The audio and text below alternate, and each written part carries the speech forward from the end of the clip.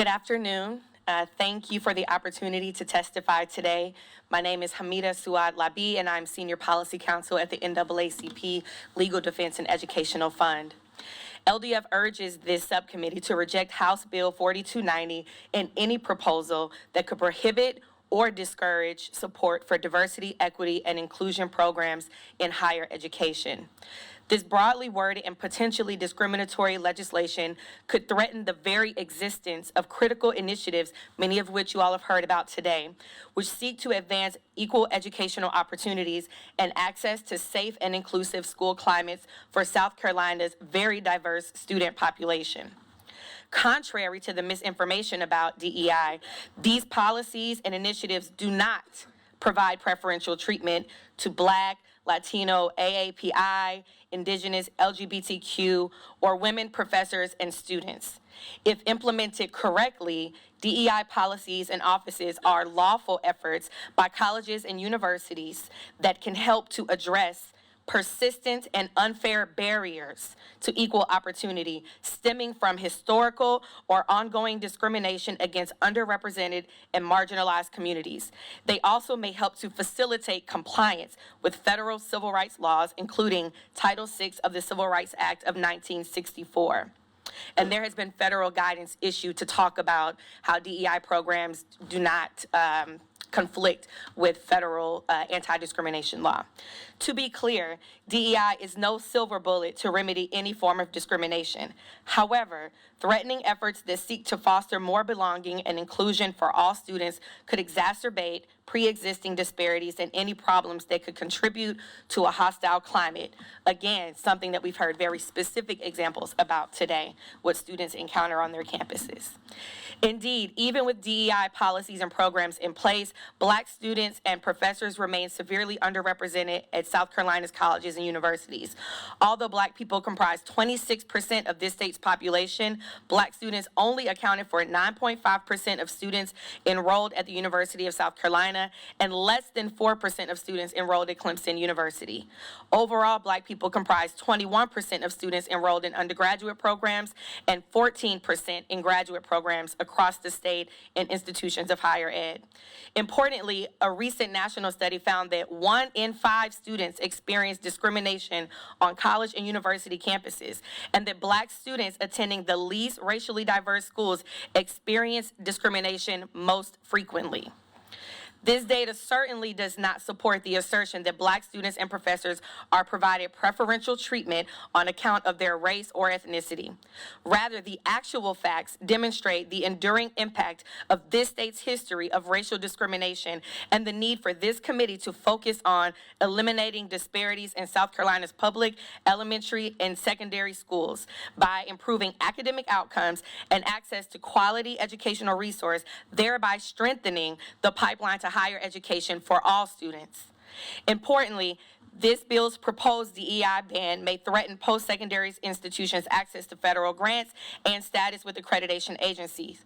This, in turn, could hinder critical services for all underrepresented student groups. This includes first-generation college students, students of color, veterans, students with disabilities, adult learners, LGBTQ students, students from rural communities, STEM students, international students, and students from low-income communities.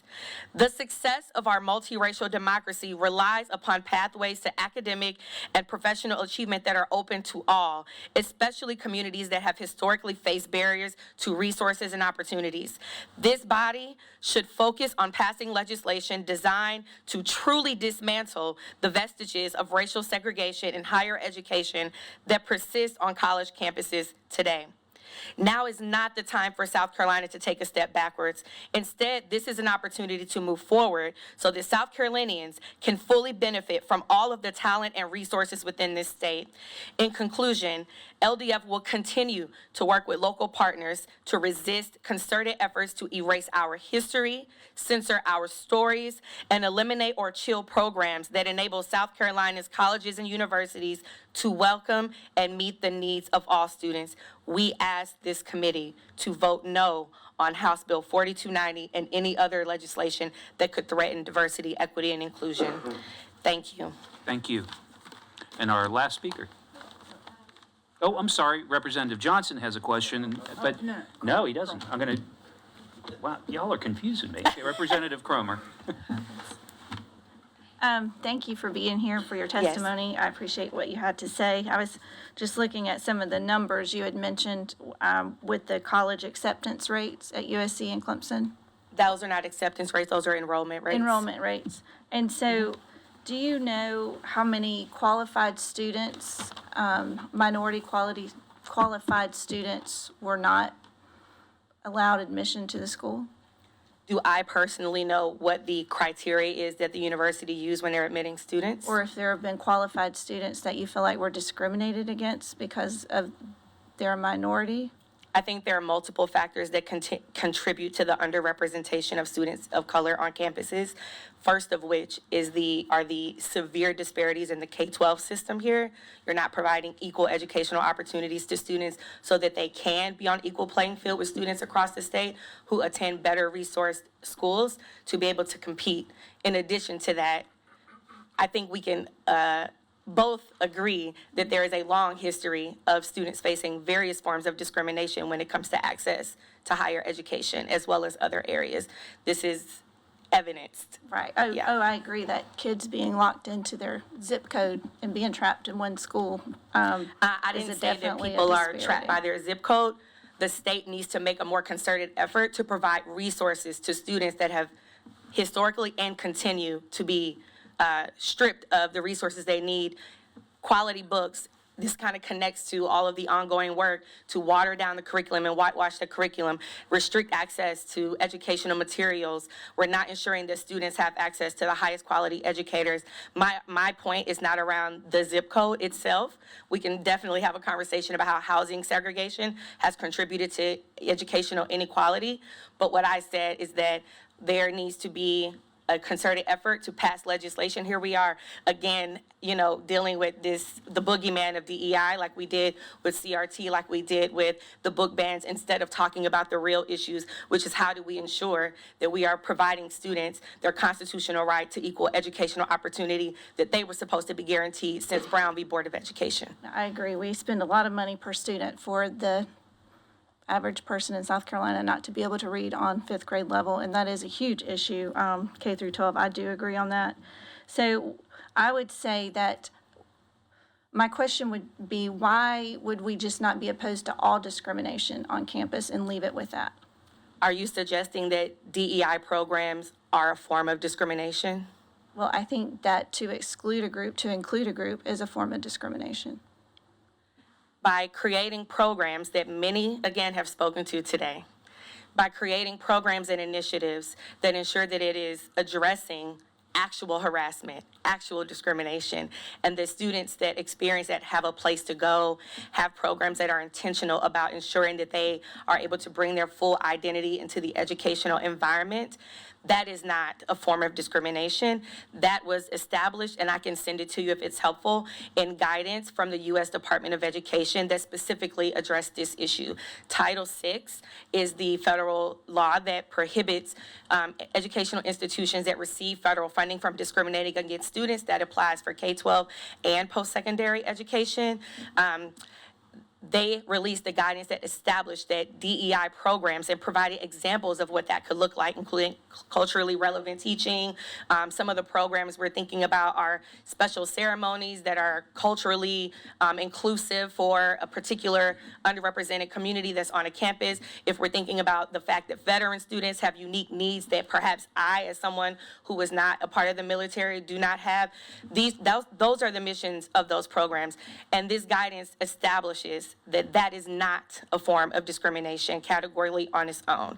Now, if there are specific instances that you would like to raise that you think that a diversity, equity, and inclusion program is harming an individual student, that would be helpful for, I think, all of us to hear. But DEI programs are not a form of discrimination. In fact, they are instituted in many cases to remedy discrimination that have been faced by communities like the one that many of the people in this room belong to, and I'm sure they can expound further on their experiences on college campuses in this state. Thank you for your testimony, and I think this bill will address just those issues. This bill is an impediment for universities to be able to address those issues. And I think we've all spoken clearly to that today. And, we're missing one of our colleagues who's usually in the fight with this. I don't think he's here, so I'm going to fill in what he usually does. And everybody in this room, if you're here in opposition to bills that threaten diversity, equity, and inclusion, could you please stand? The people have spoken. Okay, one more question for you, ma'am, from Representative Rivers.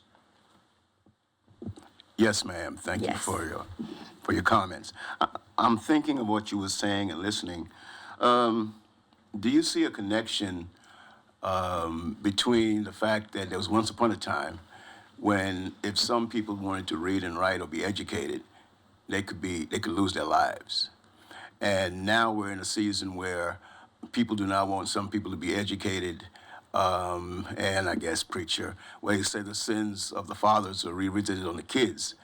And I'm concerned now that this DEI trying to prevent something that is not really a problem is really going to prevent us from being able to compete globally. But again, the connection between not wanting some people to read and write back in the day and now trying to ban books and not wanting people to learn properly. What are your feelings on the connection and the similarities of the two? Absolutely. I think it is quite ironic that we are here. Many folks in this room were alive when the decision I referenced earlier that we litigated, Brown v. Board, when that decision came down to call for desegregation of schools. Following that period, as you know, there was a period of mass resistance. This doesn't even go back to just the period that you're talking about, where, as you said, people would risk their lives in order to learn to read and write. But let's look at recent history, right? There is an institution in this state that hired its first Black faculty member in 1972. 1972. Are we going to suggest that people were not qualified, were not educated enough, could not fulfill the responsibilities? And the reason why this college hired its first Black faculty member in the 70s was because that was the first time that somebody had the requisite qualifications. We know that both there was a period of legal exclusion, and we know about Jim Crow. We know about the continuing efforts, to fight these programs that are important, although not a silver bullet, and although we remain underrepresented. So we should be looking to expand these initiatives, because we're coming off of a period where people were just blatantly discriminated against. And we're still in that period, actually. Let me be very careful with that. People are still experiencing that level of discrimination. But for universities to take a step on their own, the state did not force them to, for universities to recognize that they are not where they should be when it comes to diversity across race, across gender, across LGBTQ status, many different identities. This is not just about race, but for universities to recognize that we're not doing enough to make sure that our university campuses represent our state, represent our country, and are representative of the world that we all live in. For us to then try to take funding and tools away from them for the proactive work that they're trying to do to make their campuses more welcoming and inclusive for all people, recognizing that many of them legally discriminated against Black folks and other folks, including women, from being able to attend those universities just recent decades ago? What are we talking about here? What are we talking about here? We should be talking about more resources to increase representation, to increase support. What are the things that we could be doing as a legislature to address what some of these students talked about here today? When I was in college, I had an experience with a white supremacist group throwing their literature at me. We had the experience of being spit on because a Black person was elected president of this country. Most of my classes, as someone else in here attested to, we were the only ones. People drop out. People end up with mental health issues. People face challenges you could not imagine. And here we are trying to handicap universities that on their own said they want to do something about that and support students. What are we doing here? Thank you, ma'am. And as a veteran, I think I find it interesting and somewhat sad that we talk about diversity in the positive when it comes down to go fighting wars and stuff. But yet still, now we're talking about not seeing some people of having any real value because of whatever differences somebody else may have. So thank you for your comments. Yes, I think finally, Representative Red, the last thing I'll say is we're not asking for special treatment. We're not asking for special benefits. We're asking that you not take away resources that support groups that continue to face barriers, that have historically faced them and continue to face them. Don't take away the few supports that they have. Think about how to help them more. Thank you all.